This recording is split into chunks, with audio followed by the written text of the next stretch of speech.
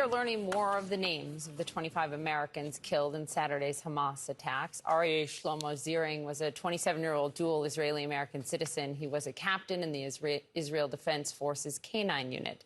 Danielle Walden attended the music festival where her boyfriend and she were killed. And Ite Glisko was 20 years old and an Israeli soldier. His family said his death is, quote, a loss to humanity. 1,300 Israelis have been killed in Hamas's attack. That is the count thus far. Now, in Israel, families are starting to bury the loved ones. Joining us now is Rabbi Elyada Goldvicht, a reservist working with an Israel Defense Forces search and rescue unit in central Israel. Rabbi, thank you for being with us. Your perspective on all of this is so unique because as a rabbi, you are working to comfort those and bury those while also stepping up to serve your country. What is your perspective now, 6 days after the attack? So thank you so much for the opportunity to speak and share what I'm going through on a daily basis. Basically, my role in the Army is to, as quickly as possible, identify those who were murdered, brutally murdered, raped, killed in the most heinous ways possible.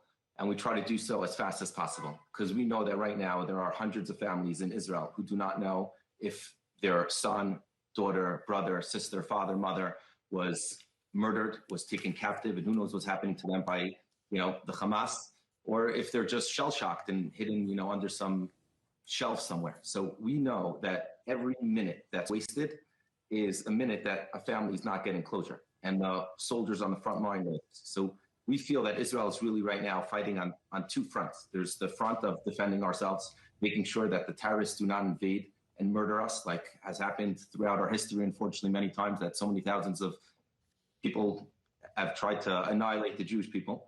And then the second front is to give closure to these families as quickly as possible and really do that in the most respectful and dignified way.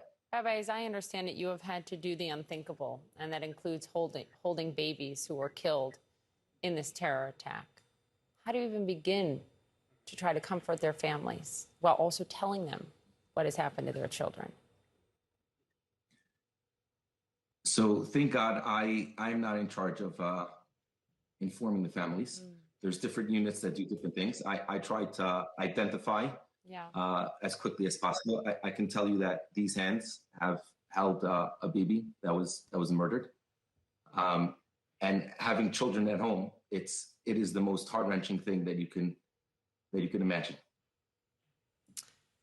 Tell people who don't know what Jewish law dictates in terms of how those who have been killed are buried, because that is very significant as well.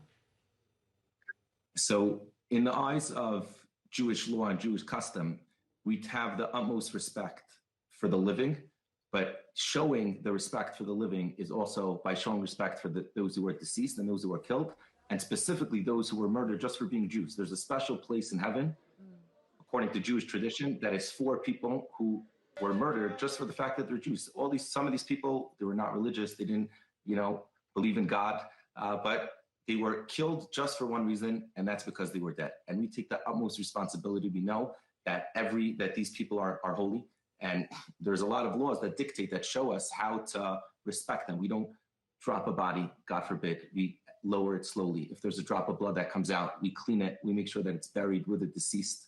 We ask forgiveness at the end of dealing with the bodies. We tell them, we say that we apologize if we did something inappropriately. We're doing this for you to give you and your family, the comfort and the closure as quickly as possible. Rabbi, thank you very much for being with us to share your experience and also for all of the comfort that I know you are trying to give everyone. Thank you. If I can just if I can just share one last thing. Tonight is Friday night, which is the Sabbath, and in Judaism we light 2 candles. Every Jewish home we light 2 candles, and some have a custom that they'll light a candle for every child that's born. So I have 4 children, thank God. So my wife, besides for the 2 candles we light for the Sabbath, we light 4 other candles to show that every child that is born adds light to the home.